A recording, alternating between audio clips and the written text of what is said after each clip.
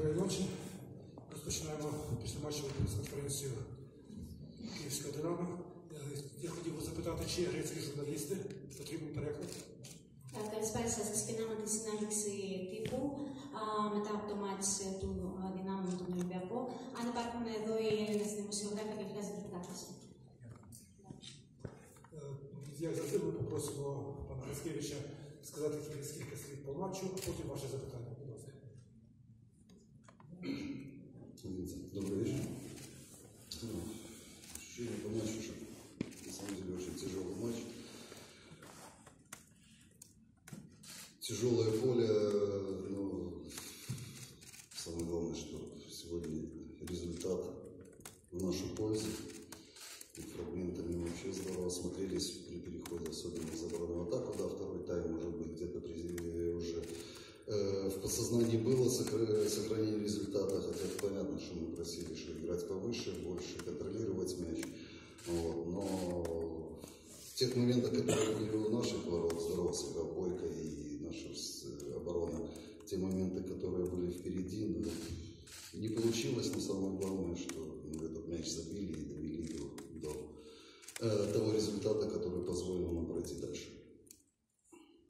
Καλησπέρα σας. Ήταν πραγματικά ένα δύσκολο παιχνίδι, ένα δύσκολο γήπεδο γενικώς και καιρικές συνθήκες και τα υπόλοιπα.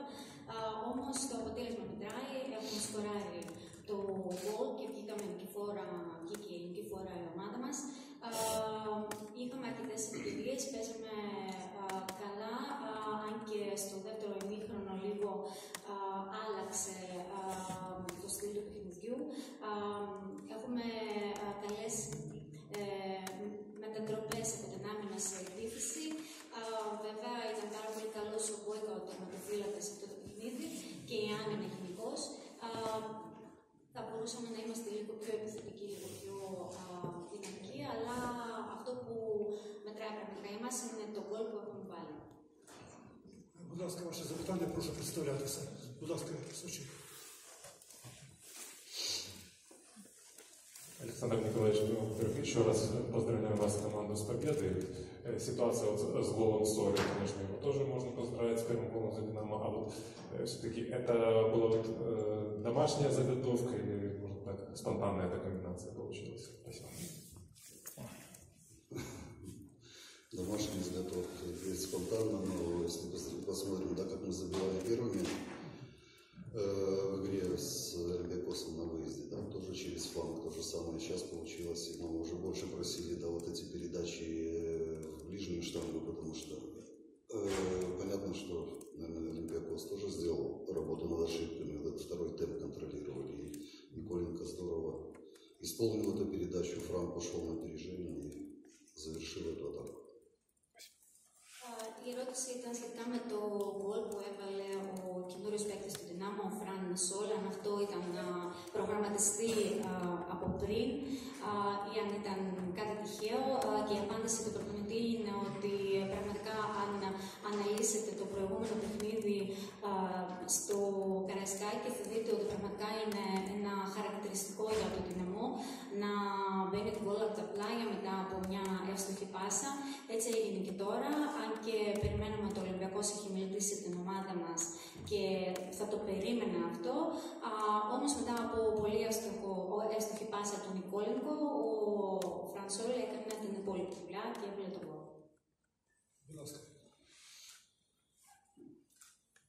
Артем Жуковский, Динамо Киев.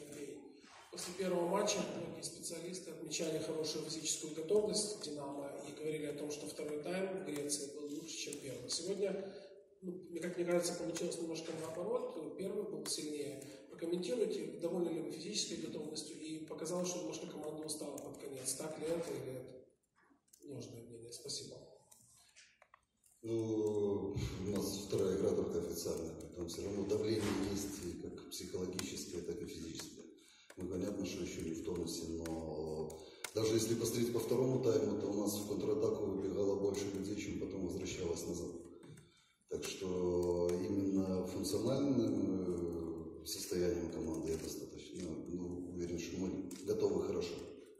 Плюс еще очень тяжелое поле. Хотя ребята, говорю, что никто не отменял характер, терпеть. Как говорили, что вперед надо бежать, а назад в 2 раза быстрее. Ну, сегодня были моменты как вперед быстро, так и назад быстро. Μετά από το πρώτο παιχνίδι καταλάβαμε ότι το Δυνάμο, εκτός έδρας, καταλάβαμε ότι η Δυνάμο βρίσκεται σε μια καλή φυσική αγωνιστική κατάσταση και παρατηρήσαμε ότι το δεύτερο ημίχρονο ήταν πιο πετυχημένο από το πρώτο. Ενώ σήμερα ήταν ακριβώς το αντίστροφο και σε τι οφείλεται ήταν η ερώτηση. Ο προπονητής απάντησε ότι πράγματι στο δεύτερο ημίχρονο η ομάδα δεν ήταν τόσο δυναμική όσο στο πρώτο, όμως είναι ευχαριστημένος σε γενικές γραμμές με το παιχνίδι της ομάδας, διότι πραγματικά έχουν κατακτήσει τις ταχύτητες καλύτερες από το προηγούμενο παιχνίδι και στην επίθεση και στην κόντρα-επίθεση και δεν οφείλεται μάλλον στην κούραση, οφείλεται περισσότερα στην ψυχολογία, γιατί ήταν πίεση, ήταν μόλις δεύτερο παιχνίδι επίσημο στην προοργάνωση και μάλιστα το γήπεδο πραγματικά δεν ευνοούσε καθόλου το επιθετικό παιχνίδι. Сергей Костенко, Киевский футбол. Поздравляю с победой. И как считаете, нынешняя команда на этом этапе сильнее прошлогодней на данном же этапе? Спасибо за поздравления. Я могу сказать, что та команда была более опытнее. Это более молодая, более такая с юношеским таким задором. Так что сравнивать команды я не вижу смысла. Αν η φετινή ομάδα στην ίδια φάση σε σχέση με την περσινή ομάδα στην ίδια φάση είναι πιο δυνατή κατά τη γνώμη του προπονητή, δεν μπορούμε να συγκρίνουμε τις δύο ομάδες, διότι πέρσι η Δυναμό είχε περισσότερη εμπειρία, περισσότερη πείρα, ενώ φέτος είναι πιο νέοι παίκτες, οι οποίοι όμως έχουν περισσότερο πάθος και περισσότερο ενθουσιασμό. Αυτή мало είναι η διαφορά, αλλά κατά τη γνώμη του δεν χωράει σύγκριση εδώ. Александр Николаевич, такой вопрос. Пока история повторяется, вы прошли первый этап плей-офф, 1/8 финала. Учитывая прошлогодний опыт, что прежде всего нужно учесть, какие, возможно, ошибки исправить, чтобы более успешно выступить на следующем этапе, учитывая приобретенный опыт год назад? Ну, давайте сначала дождемся жеребьевки и будем уже потом готовиться. Хотя команды, которые прошли дальше, как мы сказали, да, достаточно. Уже уровень совершенно другой, но видишь, для нас это тоже и опыт, и все равно только в таких играх мы будем становиться сильнее. Вот, а на самом деле завтрашний день покажет, кто будет в сопернике определен. Η ιστορία επαναλαμβάνεται όπως καταλαβαίνουμε. Θυμάμαι πως ήταν η ιστορία του Δυνάμου στην ίδια περίπτωση προηγουμένως και τι λάθη μπορούμε να διορθώσουμε τώρα βάσει της προηγούμενης εμπειρίας. Ο προπονητής λέει ότι πρέπει να περιμένουμε την κλήρωση και να δούμε ποιοι θα είναι οι αντίπαλοι μας και τότε θα καταλάβουμε ποια βήματα πρέπει να κάνουμε. Δηλαδή, αυριανή μέρα, όταν θα μάθουμε ποιοι θα είναι οι αντίπαλοι μας, θα λύσει πολλά ζητήματα. Останнє запитання, будь ласка. Анатолий Дорога, сайт Футбол.ua. Хотелось бы вернуться к главному герою сегодняшнего матча. На Франа Соля возлагаются большие надежды у киевских болельщиков и у руководства. История «Динамо» знает множество разноплановых, высококлассных нападающих. Как вы считаете, на кого Франу стоит ориентироваться? На кого он похож больше по своему типажу? Спасибо. В «Динамо» Киев много было выдающихся нападающих и обладателей золотого мяча, так что он Фран Сол, и он на себя должен быть похож в первую очередь. Μιλώντας για το αστέρι της σημερινής αναμέτρησης, για το Φραν Σολ, καταλαβαίνουμε ότι η Δυνάμο ευελπιστεί πως θα είναι πολύ πετυχημένος από εδώ και πέρα στη σύνθεση της ομάδας.